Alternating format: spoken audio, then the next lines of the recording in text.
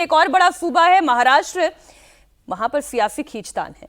Mayor पद को लेकर सस्पेंस के बीच उद्धव ठाकरे और राज ठाकरे एक बार फिर साथ दिखाई दिए हैं। राज ठाकरे उद्धव ठाकरे बाल ठाकरे की जन्म शताब्दी के मौके पर एक साथ नजर आए और इस दौरान राज ठाकरे ने बड़ा बयान दिया। राज ठाकरे ने कहा कि राजनीति में कभी कभी लचीला होना पड़ता है।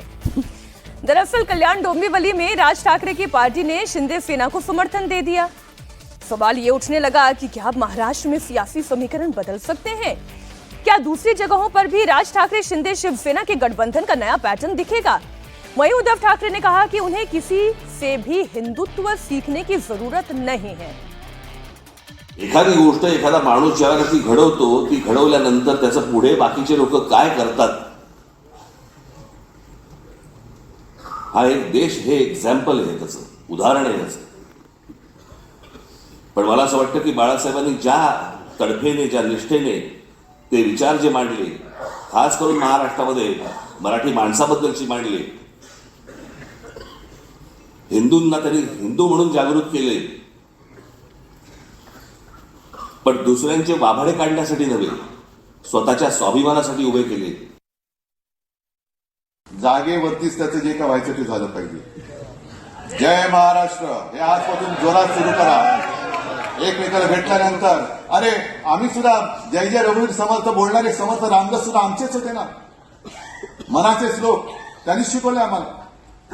महाराष्ट्रामध्ये जेवढे हिंदुत्व जपणारे साधू संत झाले तेवढे इतर प्रांतात झाले असतील तर आनंद आहे. पण आम्हाला जेवढी संस्कृती आणि एक सांस्कृतिक इतिहास आहे, संस्कार आहेत, त्याच्यामुळे आम्हाला कोणी काही संस्कार शिकवण्याची काही गरज नाही, हिंदुत्व शिकवण्याची तर काही कोणी अजिबात गरज नाहीये. लढायचं कसं तर आम्हाला शिकवूच नका, कारण आमच्या रक्तामध्ये लढाच आहे. सदांकदा आम्ही लढतच राहिलेलो आहोत. उधर मुंबई के मेयर को लेकर उद्धव ठाकरे की पार्टी में दो फाड़ नजर आ रही है। उद्धव सेना के विधायक भास्कर जाधव मांग कर रहे हैं कि शिवसैनिक को मेयर बनाने के लिए एकनाथ शिंदे उद्धव ठाकरे का समर्थन करें, लेकिन संजय राउत भास्कर जाधव की इस मांग के खिलाफ है। वो ये कह रहे हैं कि अभी पार्टी के इतने बुरे दिन भी नहीं आए हैं कि वो शिंदे के साथ चले जाएं। ये बड़ा इंटरेस्टिंग खेला चल रहा है। अजीत जी, पहले तो कितना लचीला होना जरूरी है? क्या इतना लचीला हो जाना जरूरी है कि फडणवीस का साथ देने के लिए ठाकरे खड़े हो जाएं? एकनाथ शिंदे का भी साथ दे रहे हैं, फडणवीस का भी साथ दे रहे हैं, कहीं किसी का कहीं किसी का। ये इस पूरे लोकल चुनाव का एक फिनोमिनन है जिसमें हम सब लोगों ने देखा किसी तरह से अलायंस किया लोगों ने। अब कल्याण डोंबिवली एक टाइम वो भी शिवसेना का ही गढ़ था। ठाणे, कल्याण, डोंबिवली, मुंबई यही शिवसेना का गढ़ था और वो सारे गढ़ इन लोगों ने गंवा दिए। एकनाथ शिंदे ने तो कब्जा कर लिया कल्याण और ठाणे दोनों जगह। मुंबई में भी उनका ठीक ठाक परफॉर्मेंस है। तो अब ये दोनों भाई रेलिवेंस तलाश रहे हैं अपनी, और ये जितनी बातें कर रहे हैं इसमें ज़्यादातर बातें इनकी बकवास होती हैं। आपको संस्कृति सीखने की जरूरत नहीं है, हिंदुत्व सीखने की जरूरत नहीं है। तो आपका हिंदुत्व यही है कि वहाँ महाराष्ट्र में बिहार अपने पैसे से बिहार भवन बनाएगा, अपने छात्रों के लिए हॉस्टल बनाएगा, तो आप उसको कहिए कि हम नहीं बनने देंगे। यही आपका हिंदुत्व है, ये आपका जय महाराष्ट्र है। ये क्या किस तरह के हिंदुत्व की बात करते हैं ये लोग? सिर्फ मराठी मानुस की आप एक मराठी मानुस की बात करके लगातार अपना वोटर्स का पूल आप छोटा करते जा रहे हैं। आप अपनी लड़ाई छोटी करते जा रहे हैं। आप महाराष्ट्र में कोंकण और ग्रेटर मुंबई और ये सब छोड़ करके अपनी लड़ाई मुंबई में लिया। और संजय राउत इनमें भी जो दो मत दिखाई दे रहे हैं। देखिए, संजय राउत ने तो जो किया पार्टी के साथ वो तो सबको पता ही है। अब ये इन लोगों की समस्या यह है कि अगर कोई शिवसैनिक नहीं बना वहाँ बीएमसी का मेयर, तो एकनाथ शिंदे का भी रेलिवेंस मुंबई में कम होगा और उद्धव ठाकरे की शिवसेना मतलब पूरी शिवसेना का कम होगा। भारतीय जनता पार्टी अभी जहां है वहां से आगे बढ़ेगी। देखिए, इस बार तो 82 से 89 ही पहुंची है। अगर बीजेपी ने अपना मेयर बना लिया तो 5 साल के बाद बीजेपी अपने दम पर मुंबई बीएमसी को कब्जा करने में कामयाब हो जाएगी। इसी वही ठाकरे का तो लड़ाई असली यही है कि किसी तरह से इस असर को बना के रखे कि नगर निगम की राजनीति कम से कम 3 शहरों में चलती रहे। बात दरअसल सिर्फ और सिर्फ रेलेवेंस की है। सुनो, डोंबिवली में 53 सीटें उसकी 122 में 50 बीजेपी की, 5 मन से कहे न देते तो 5 जा रहे थे उधर। करेंगे क्या? उनकी सीटें ऐसी आई बन जाएंगे। नहीं, लचीला नहीं बनना है।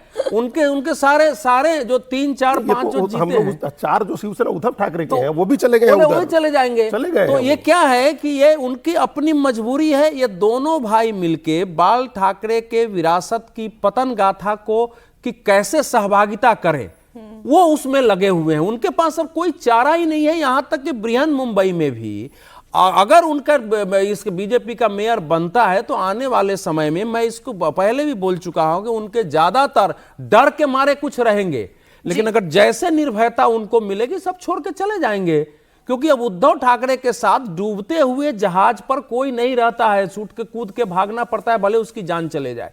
तो ये दोनों भाई डूबते हुए जहाज हैं। किसने कहा है कि आप हिंदुत्व सीखो? आप तो हिंदुत्व के घर में पैदा हुए थे, आपने ऐसे काम किए हैं कि हिंदुत्ववादी कहते हैं कि आप हिंदुत्ववादी नहीं हो। अब वो जो एमएनएस ने जो कहा है कि लचीला होना पड़ता है बाला साहब ठाकरे, लेकिन मराठों के बारे में उनका प्यार नहीं घटा, यही लिखा है ना।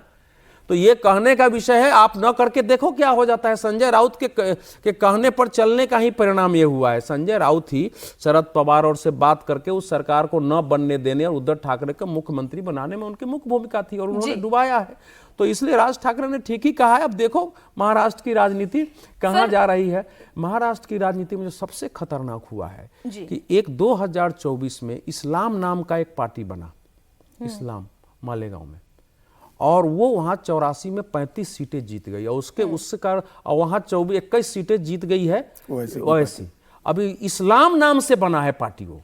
तो ये जो ट्रेंड, हिंदुत्व क्यों नहीं दिखाते ये जो ट्रेंड बना है, और ये मानखुर्द इलाके में जाओ तो 6 सीटें जो उसने जीता है, मुंबरा में जो 6 सीटें एआईएमएम को मिला है, क्योंकि मुसलमान इस समय अपना चेहरा तलाश रहे हैं। ये है महाराष्ट्र का इस समय। कांग्रेस और उद्धव को या किसी को विकल्पहीनता में वोट दे रहे हैं। जो खबर है उसी पर सोच रही हूँ कि ये सब विचार तो सब बेकार की बातें होती हैं। सत्ता जो है वो जरूरी होती है, फिर लचीला बनना भी कोई मजबूरी नहीं होती है, वो भी जरूरी हो जाता है।